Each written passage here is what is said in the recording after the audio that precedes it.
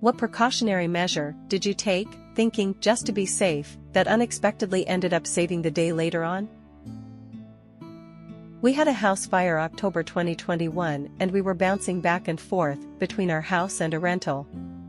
Christmas Eve was extra cold and our pipes were frozen in our house, 1894, no insulation yet. So we decided to go to the rental for Christmas Eve. My wife and daughter were taking one car and I was taking the other. When I left the house, I saw a man sitting in his car across the street messing on his phone. Given the cold weather, it seemed odd. When my wife left, the man pulled his car across the street to the spot she just left. This is a one-way street. Since I'm further back, I watch for a bit, but he doesn't do anything, just gets back on his phone. Eventually my wife calls and asks where I am, because she didn't bring her keys for the rental. I drove over and let her in and tell her about the guy. She encourages me to go back and point one of our security cameras his direction just in case. When I get back, he's still there, so I go inside. Once I'm inside, I hear water running. In the 30 minutes I was gone, the water started running again. In the back kitchen where the fire had been, the faucet was still on and was flooding the room. I shut that off and went downstairs to check the cellar under the kitchen for water leakage. In the cellar was a cracked copper pipe spraying water across the room. So I shut off the water and cleaned up the kitchen before the damage could cause permanent problems. When I left, the guy's car was still there, but he was gone. I think he was meeting a neighbor for Christmas Eve dinner. But, if he hadn't been there, the house would have been flooding for who knows how long. I run a reptile and exotic animal rescue in South Texas. We are having very cold weather. I drove out to the rescue to check on everyone one more time, even though I'd been out there many times today. The heat had stopped working. We ended up having to move all the reptiles to my house. They would have died tonight. It's crowded as heck, but everyone is alive. The 90-pound tortoise in my living room is probably gonna F some stuff up, but he's alive. Threw a flashlight in my pocket when going for a day hike. We got lost in mountain lion territory and took over an hour in the dark to get out once we found the trail again. And we could hear some animal near us the whole time hiking out in the dark. Scared the bejeepers out of me, but the flashlight made it infinitely better than it could have been. My son had graduated college and then decided to follow his girlfriend to a small town where she got her dream job. It was a small town and good jobs were hard to come by, so almost a year went by with him only working part-time jobs. He had hit the age where we could not have him on our medical insurance anymore. I was concerned about this and started looking into options and told him to apply to our state's low-income medical. For once he listened, and I thank God every day, because not a month after being approved, he started to have leg pain. The first 2 trips to the doctor, they wrote it off as a pulled muscle, but the third time they ordered tests to find out he had a blood clot that stretched from his lower calf up into his abdomen. Placed him right into the hospital, but remember, small town, did not have the expertise to take care of this 50-mile ambulance ride to bigger hospital, lots of tests to find out why, and a total of over $120,000 of charges when all was said and done, in which he had to pay less than $20.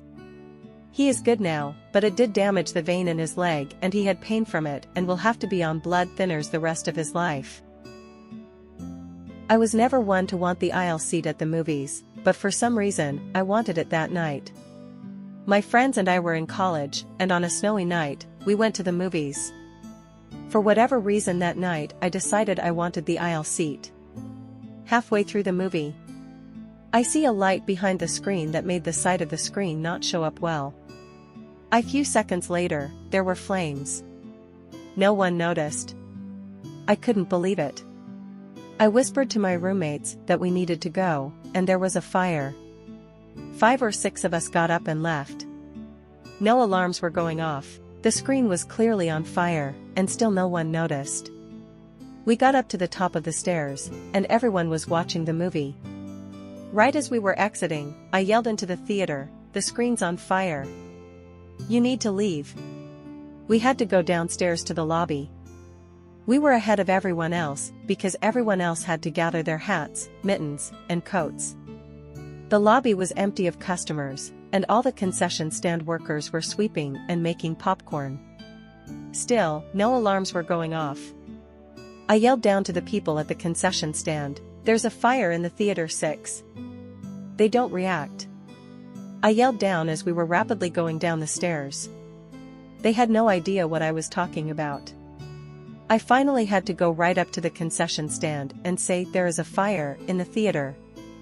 They yelled back to me, "There's a fire in the theater?" Yes. That's what I'd been trying to tell you. I don't know if I would have noticed the fire and gotten out as safely if I hadn't been sitting on the aisle seat that night. It was around 1:30 a.m. a couple months back. I was laying in bed, struggling to sleep. My husband had already passed out next to me an hour or so earlier. I put my phone on the charging dock on my bedside table, ringer off, so it wouldn't distract me anymore, but I couldn't bring myself to look away from it. I got a weird feeling in my gut, like there was something I was supposed to do, but I didn't know what. I'm laying there looking at my phone's locked screen when it lights up, "My sister is calling." Only thing is, it's 1:30 a.m. My sister is a nursing student and goes to bed at like 9 p.m. I grab it and answer. It's not my sister. A girl's voice I don't recognize asks me, "Hey, is this ______S sister?" I respond yes, and she goes on to tell me my sister's been roofied at the bar they're at together, she can't drive, my sister refused an ambulance and she's now showing OD symptoms. I shake my husband awake. I'm 5 feet 2 inches 110 pounds, I cannot lift another adult human, and we're in the car speeding another town over so I can get my sister. The whole time I am thinking what would have happened if I had gone to sleep. I'd never been so thankful for insomnia. Sister is fine, she had severely low blood pressure, body spasms, paralysis, vomiting, the works. Stayed with her for the weekend to make sure she was okay, physically yes, mentally no.